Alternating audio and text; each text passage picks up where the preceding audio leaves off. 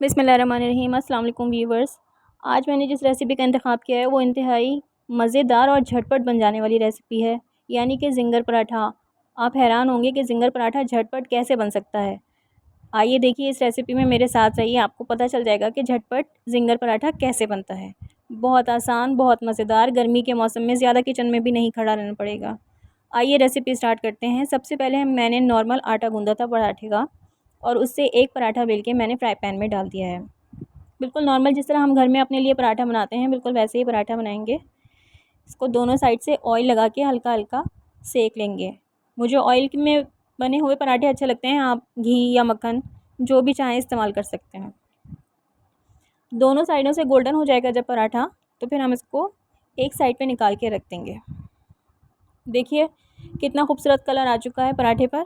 मैं इसको एक तरफ रख दूँगी। ऐसे ही एक दूसरा पराठा भी तैयार कर लेंगे ताकि हमारा वक्त की बचत हो इस गर्मी के मौसम में। और अब मैं बाज़ार से ख़रीद के लाई थी मनोसलवा के chicken shorts, crispy chicken shorts. बहुत मज़े के हैं और बहुत टेस्टी हैं। अच्छी रेसिपी है, मुझे पसंद आए, मैंने सोचा आपके साथ शेयर करूं। चिकन शॉर्ट्स निकाल के इस तरीके से अब मैं इसको फ्राई पैन में हल्का सा ऑयल डालूँगी। इसको हमें डीप फ्राई तो करना ही नहीं है बिल्कुल भी, क्योंकि ये तकरीबन हाफ़ डन है, 90% डन होते हैं। मैं इसको शैलो फ्राई करूँगी चिकन शॉर्ट्स को। ये देखिए जनाब, तकरीबन 5 या 6 मिनट के बाद ये शक्ल निकल आएगी, और 10 मिनट हल्की आंच पे पकाने के बाद ये बिल्कुल तैयार हो जाएंगे। इसको डीप फ्राई करके गर्मियों में अपने आप को तकलीफ़ ना दें। अब हम ज़िंगर पराठा तैयार कर लेते हैं। चिकन शॉर्ट्स को पराठे के ऊपर रख देंगे, टमाटर के स्लाइसेस रखेंगे, शिमला मिर्च के स्लाइसेस रखेंगे, प्याज के स्लाइसेस रख देंगे हस्बे पसंद।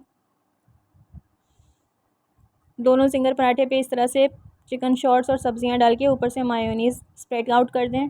मैं सादा वाला मायोनीज़ लगा रही हूँ क्योंकि मेरे बच्चों को सादा वाला मायोनीज़ पसंद है। आप अगर चाहें तो गार्लिक मायो वगैरह भी इस्तेमाल कर सकते हैं, बारबेक्यू सॉस भी इस्तेमाल कर सकते हैं।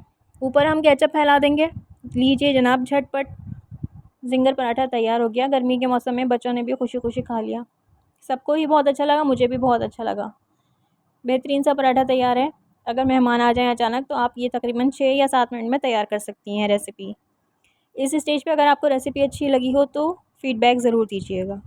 अल्लाह हाफ़िज़।